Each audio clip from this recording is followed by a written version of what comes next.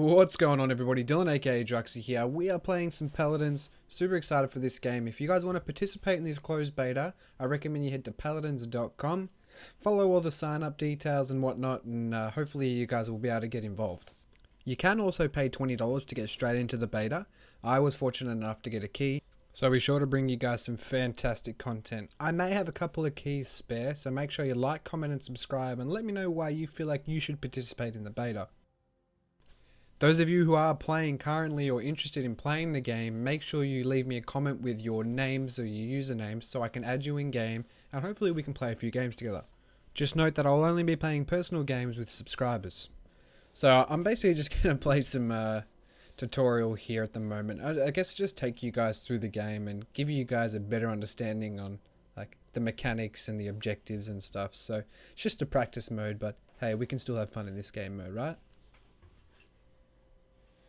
So, for those of you who aren't familiar with Paladins, it's a MOBA meets strategy meets team building FPS type of game. It's basically Smite, Overwatch, and God knows what else in the one game, apparently. That's what people say. I can see the similarities, obviously, but each game to their own. Everything brings a unique attribute to the game. So basically with Paladins, once you start the game, your main objective is to siege down towers. So you want to capture an objective. Once you capture that objective, you're going to get yourself a siege tank. And with that siege tank, you want to make sure you're protecting it and advancing with it so you can get damage on enemy gates, structures, and etc. It is a team-based game, obviously, so stick together and fight as one. So I'm going to go ahead and play some Pip. Pip's pretty cool. Let's have a look at some of his abilities. I think we hold down K. Yeah, so it's K. We can see here the overview of Pip. I will be going over each champion individually later on, but for now we get a good idea of what you need to press and what your abilities correspond to what. So Explosive Flask is our Q, Adhesive is our E, and Weightless is our F.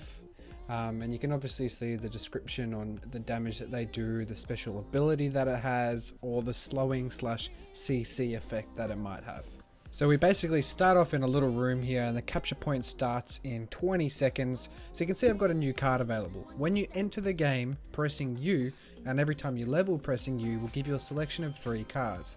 You want to pick the card that is best suited to yourself, but keep in mind that this is only for casual and practice modes. In the constructed modes, you go in with an already constructed deck for your specific champion. Holding shift gets us on our mount. Now remember, you can do this in combat, out of combat, whenever you want, but if you're hit or you go to attack somebody, you'll be dismounted. So the main aim of the game is to siege down the opposing team's gates and towers in order to win the game. So you can see the team is now ready and we're going to go capture this objective. So obviously the opposing team is trying to do this as well. So going in with some strategies or some ways around combating the opposite team is probably going to do you a massive world of good. So now that the fight's starting, pressing your left click is going to use your basic ability and you want to cycle through your other abilities whilst you're in combat. So I've used an escape ability here and now I'm trying to find some cover. So I can see that they're pretty occupied with fighting my team, so I just shoot them off from a distance and make use of my AoE ability, which is my Q, to attack numerous people at once. It's a pretty good idea to get familiar with how much your champion can take in damage and when you need to use your escape abilities. Obviously, shooting from a distance with Pip, who's a pretty good DPS character, without them even targeting me, is fantastic for the team.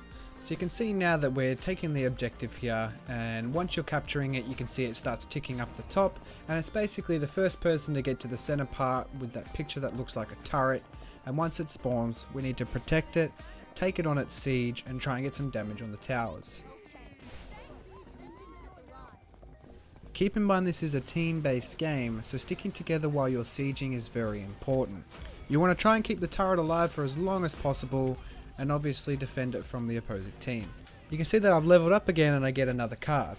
So with this card, I get 3 more random choices as I am in a casual or a practice mode, and I can go ahead and pick which card I want. It's pretty obvious that you want to pick the card that you're going to benefit from most during the game. You'll see here that my team is protecting the siege tank and also getting some damage off on this gate. Now you can see that I've leveled up and I have a card available. Although we are in battle and having a card would be fantastic, spending the time to read the card, as well as not doing any defending or attacking, is probably not going to be fantastic. You can see at the top of the screen with how many gates you've lost or killed, and being that we're on the blue team, the red team only has 1 gate left. And that's it, we've won. I hope you guys enjoyed this video today. Please like, comment and subscribe if you did. Let me know in the comments if there's anything you want to see, but stay tuned for the guides, multiplayer video and just general gameplay. And as always, until next time.